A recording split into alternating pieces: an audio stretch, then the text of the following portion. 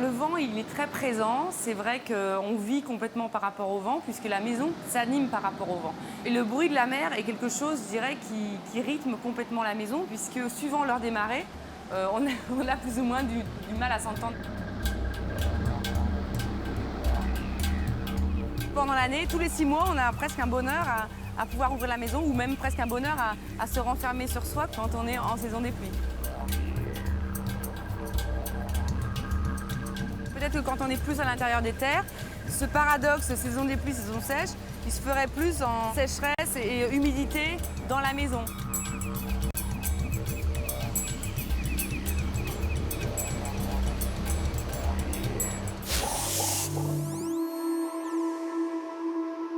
Morceau d'Amazonie en zone équatoriale, la Guyane, malgré ses moyennes de 30 degrés, est constamment balayée par les alizés. Des vents bienveillants qui forgent un art de vivre au contact de l'immense forêt et de l'océan. Il en résulte une influence notable aujourd'hui dans un des secteurs en effervescence, celui du bâtiment.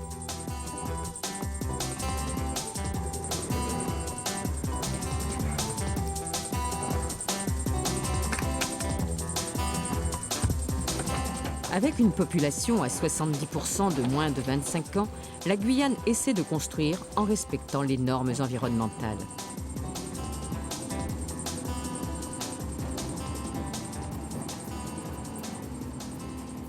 Tous les aspects climatiques sont complètement différents, les ressources sont différentes. Au niveau climatique, quasiment tout s'inverse.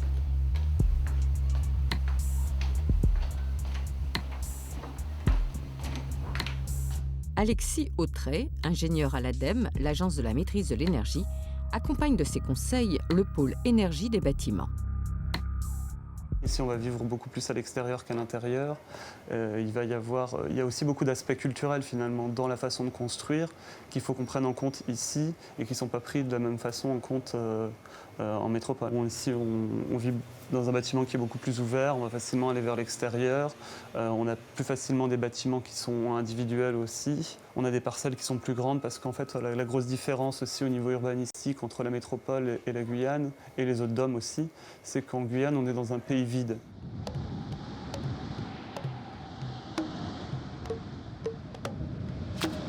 La première règle des architectes qui travaillent en Guyane consiste à savoir tenir compte du vent.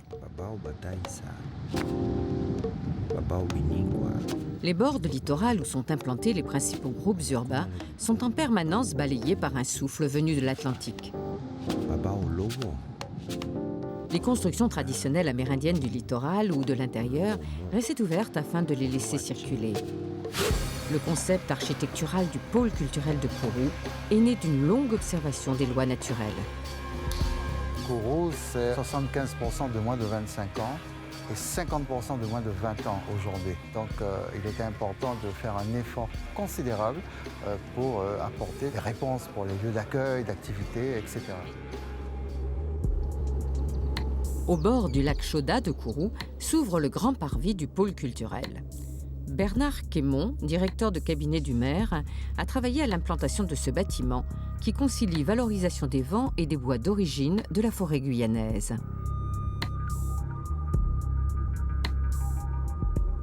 Nous avons étudié 60 ans de statistiques en matière d'orientation des vents, ce que l'on appelle la rose des vents, pour implanter le bâtiment dans l'axe le plus favorable compte tenu de ces conclusions statistiques.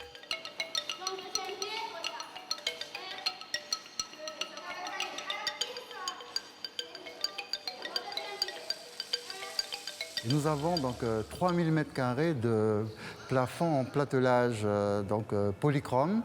Ce sont des essences de Guyane.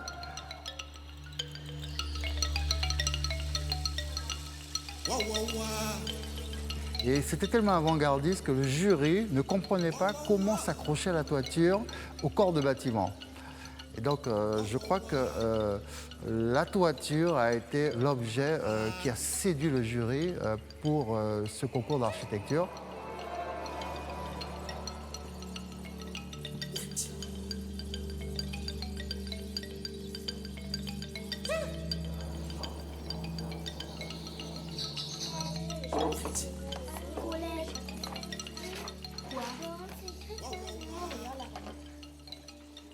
Il y a eu un point de convergence avec les architectes, c'est qu'en fait, l'utilisation des matériaux naturels tels que le bois pouvait nous permettre d'exprimer un art monumental à l'échelle du continent sud-américain. Et je crois que c'est assez réussi.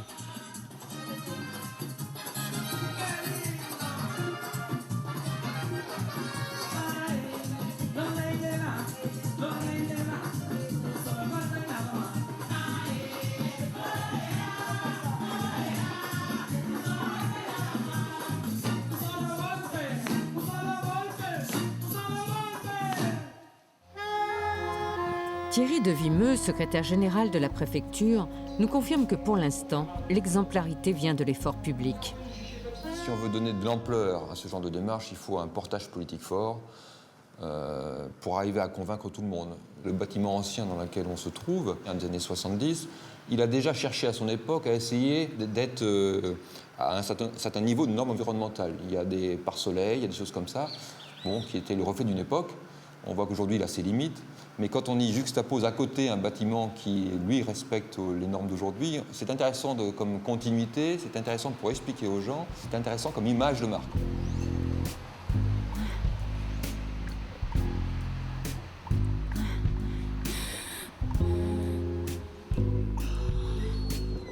La construction d'un accueil ombragé pour les étrangers en régularisation administrative a été confiée à l'architecte Fabien Bernès.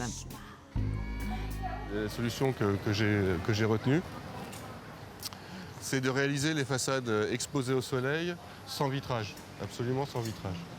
Pour atteindre un niveau de confort acceptable dans ce bâtiment au niveau thermique,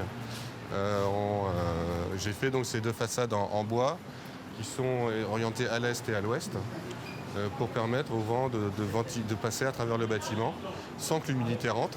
Et quand il n'y a pas assez de vent, à ce moment-là, on met en route les brasseurs d'air qui permettent de renouveler l'air et d'éviter que l'air chaud s'installe et d'avoir une sensation de fraîcheur. Fabien Bernès est architecte passionné par les principes de la construction bioclimatique.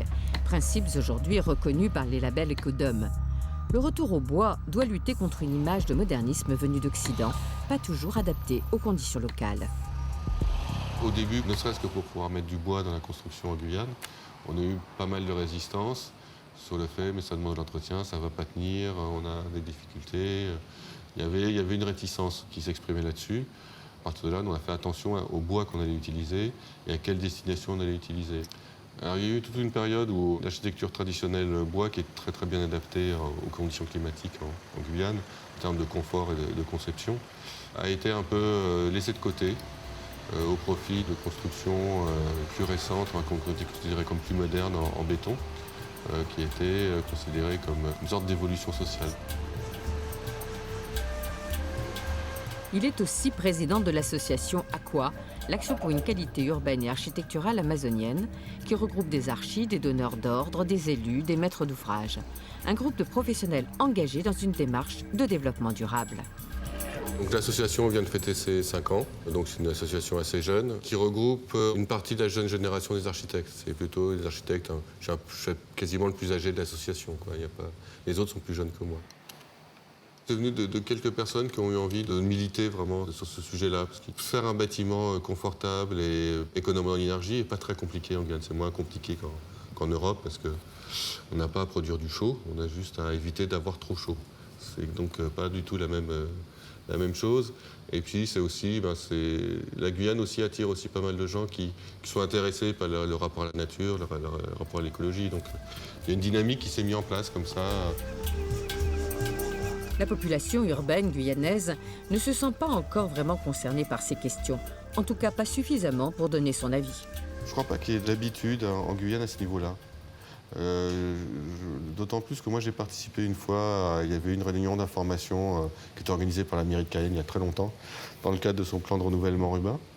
Ils avaient invité tous les habitants de centre-ville à venir à la mairie pour faire part des doléances. Et donc on s'est retrouvés sur tout le centre-ville, qu'il doit y avoir, 5 ou 10 000 personnes qui habitent, on a trouvé une vingtaine.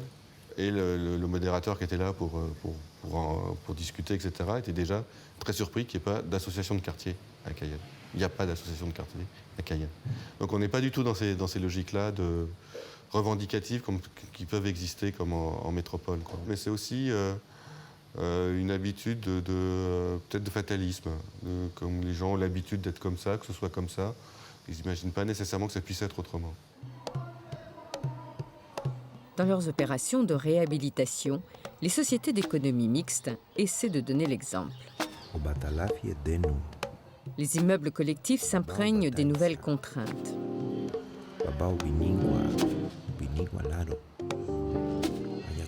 Même si une exposition sur la case écologique sillonne les communes de Guyane, l'exemple n'est pas encore descendu dans la rue, au niveau du simple citoyen.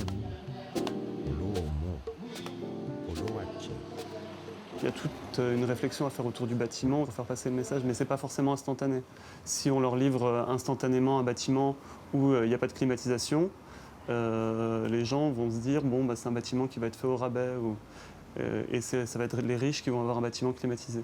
Alors que si on leur explique qu'on a réfléchi à l'orientation, qu'on a repris les principes de ventilation naturelle et qu'on veut fournir un bâtiment sain et confortable aux locataires en s'affranchissant des technologies de climatisation, le discours passe beaucoup mieux. Le bâtiment représente environ 20% de la consommation énergétique de la Guyane. Sur ces 20%, il y a une bonne moitié qui est due à la climatisation. Le reste étant les équipements, lumière, frigo, appareils informatiques, Hi-Fi, TV, vidéo, etc.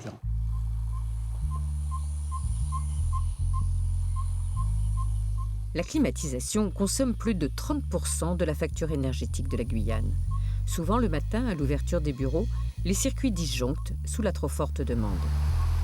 La jeune génération est-elle prête à entendre les conseils de sagesse et à réguler sa demande ?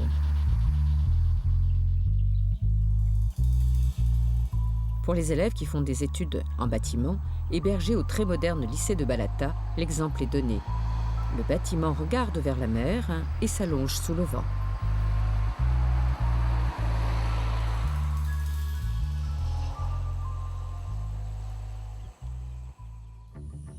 Construire avec le vent, mais aussi construire avec le bois. L'architecture bioclimatique, naturellement confortable comme dit le slogan, vante au mieux les atouts du bois, qui paradoxalement est un bien rare et cher. Par souci de protection, la totalité des forêts guyanaises sont gérées par l'ONF et les volumes fournis sont faibles, de 25 à 30 000 m3 sciés.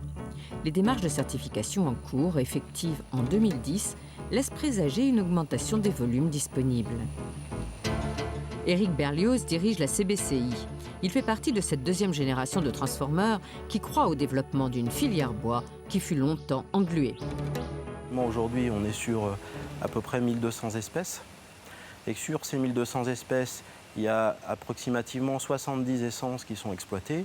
Et sur ces 70 essences, il y a de 70% de la ressource, c'est 2 essences. Donc l'angélique et le gonfolo. L'engouement pour ces 2 arbres explique la sélection excessive dans l'exploitation de la forêt. Aujourd'hui, on apprend à utiliser d'autres espèces moins nobles, mais tout aussi résistantes. Elles pourront s'imposer par une démarche grand public.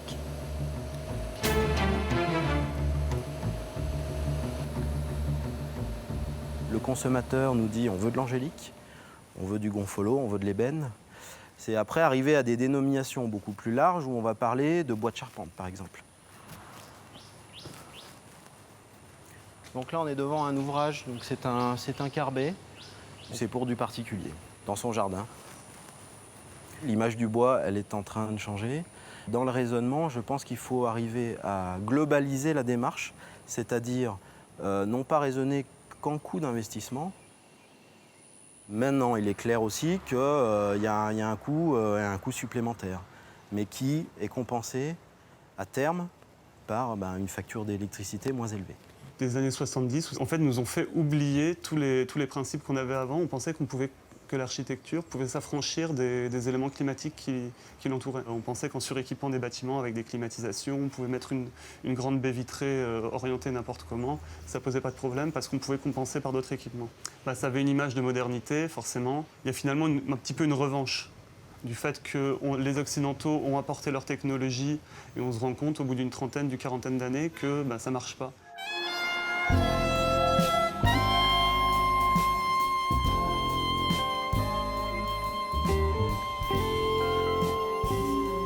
La rue, comme la rue Madame Paillet, il y a beaucoup de maisons en cours de restauration, donc cette rue est presque sauvée. Il y a la rue Christophe Colomb qui fait l'objet d'une belle opération de réhabilitation.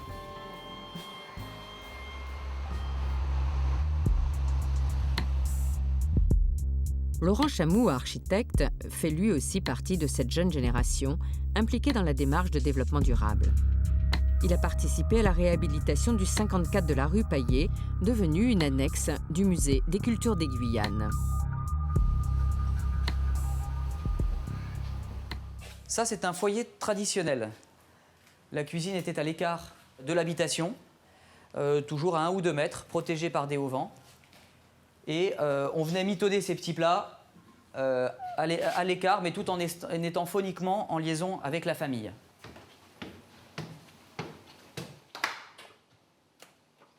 Moi, j'aime beaucoup cette partie de la maison, mais un certain nombre de maisons traditionnelles étaient faites comme ça. C'est-à-dire qu'effectivement, dans cette galerie, qui est une sorte d'antichambre, c'est à la fois l'escalier, la communication phonique avec l'extérieur, avec en bas. Et puis on a cette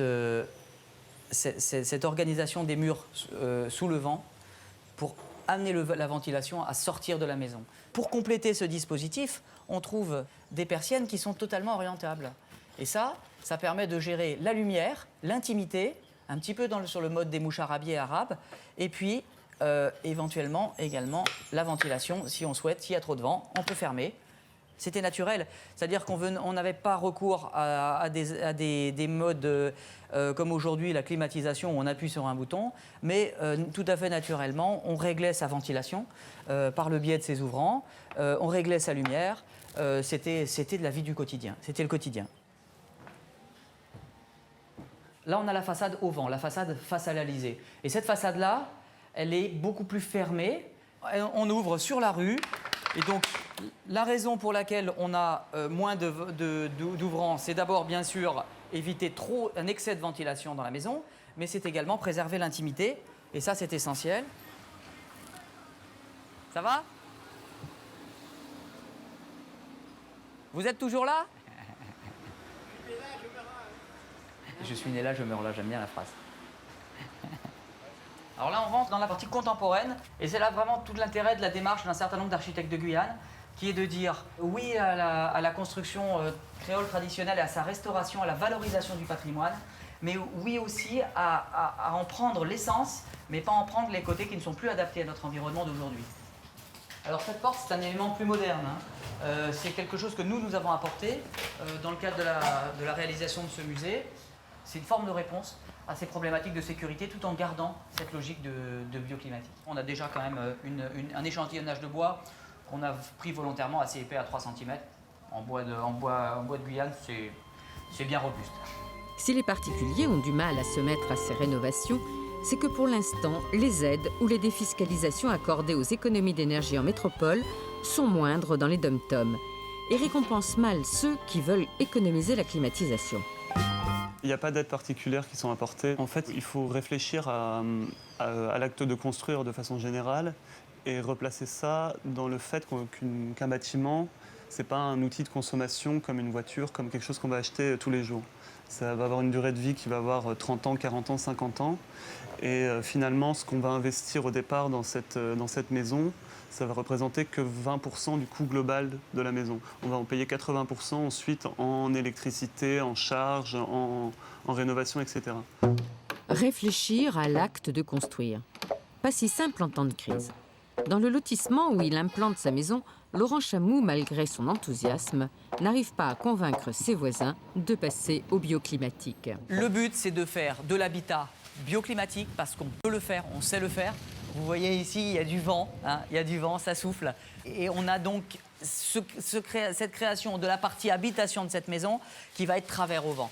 Donc ça va permettre de ne pas climatiser les lieux de vie, les chambres, ce que font malheureusement énormément de bâtiments modernes. On en a un exemple juste en face de nous.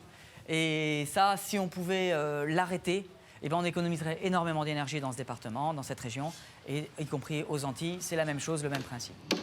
La climatisation, on ne peut pas complètement s'en priver aujourd'hui avec l'évolution des technologies telles qu'on les connaît. L'électronique supporte pas, malheureusement, ne supporte pas le climat équatorial. En revanche, du point de vue du bilan carbone, jeter régulièrement des ordinateurs tous les 2 ou 3 ans à la poubelle, c'est pire que de climatiser, parce que le cycle de vie de l'ordinateur, quand il va pouvoir faire 5-6 ans, il va être moins polluant, même si on a climatisé le lieu. Nous, en tant qu'architectes, on doit avoir cette conscience écologique-là, de dire qu'est-ce qui va être le meilleur pour la planète dans le cycle de vie d'un bâtiment. Toujours, l'énergie la moins chère, c'est celle qu'on ne consomme pas. Laurent ne s'est pas contenté du bioclimatique. Il s'est lancé dans le solaire. Les cellules solaires sont posées sur le toit. Elles sont collées directement sur l'étanchéité. Et nous avons là vraiment une des premières réalisations mondiales de ce type de produit, et en particulier la première réalisation en milieu tropical et équatorial. Et chacune de ces cellules produit 136 watts d'électricité. Et nous avons donc 5 kW d'électricité qui vont être produites par cette toiture par temps de soleil comme aujourd'hui. Chacune des cellules va être montée en série, et ensuite on va vers l'onduleur pour produire de l'électricité qui va être réinjectée sur le courant EDF, sur le réseau EDF, et donc va être vendue à EDF pour réutilisation. C'est-à-dire que si on mettait tous les toits de la Guyane en réseau de cette façon-là, quasiment on n'aurait plus besoin de production d'énergie. Selon ses calculs, avec la construction d'un réseau conséquent de toits solaires, on pourrait se contenter de l'énergie hydraulique fournie par le barrage de Petit-Saut et se dispenser de la centrale de dégrade des Cannes qui fonctionne au pétrole importé.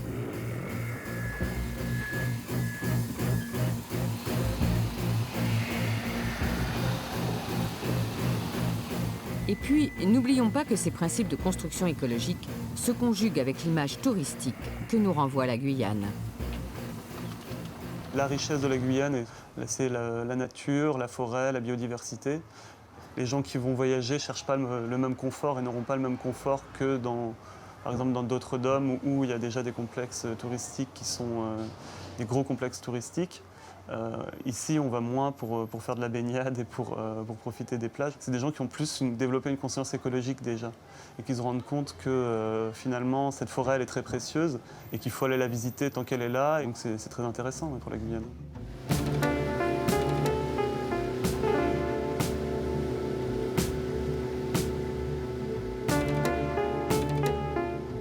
Palika ou grands écailles aux Antilles.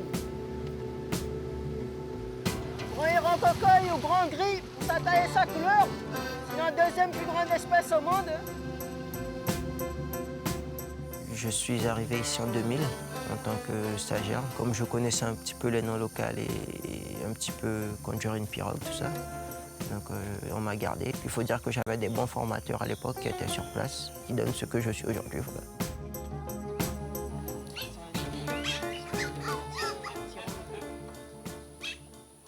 Donc les scientifiques aussi disaient qu'il était préhistorique à l'époque. Donc ils ont adopté des griffes au coude des ailes qui vont leur permettre de se déplacer comme ça au milieu des arbustes, des épineux comme ça.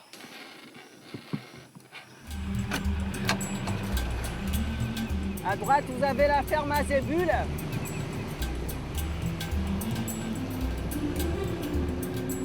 Ici, on est dépaysé, quoi. Il n'y a pas de voisins à côté. Les derniers habitants vont être vraiment au village. On est à environ 18 km, toute habitation, voilà.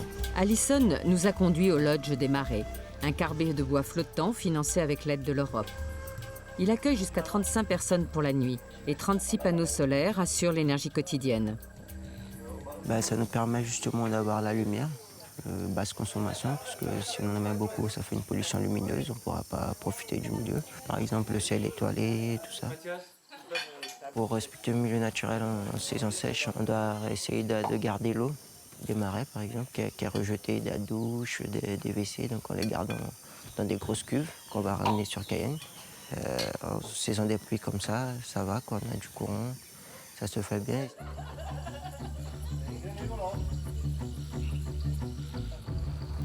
Puis, dans cette tranquille nuit tropicale, les touristes peuvent surprendre les derniers caïmans noirs.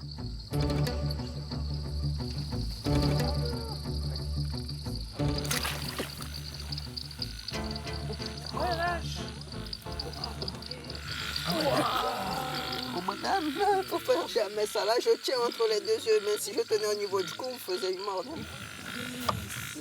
regardez pour pas caillement à lunettes. Hein. Voilà, ça va, on peut chercher des caillements. Donc Alors les lui, 4 petits doigts palmés à l'arrière. 4 ans et demi, lui. 4 ans, 0,4 ans. Mais combien, sinon j'aurais dit à M. Desperados de mettre le projecteur pour vous. Mais là, c'est pour prouver qu'on n'a pas trop embêté, mais voilà. Il part comme.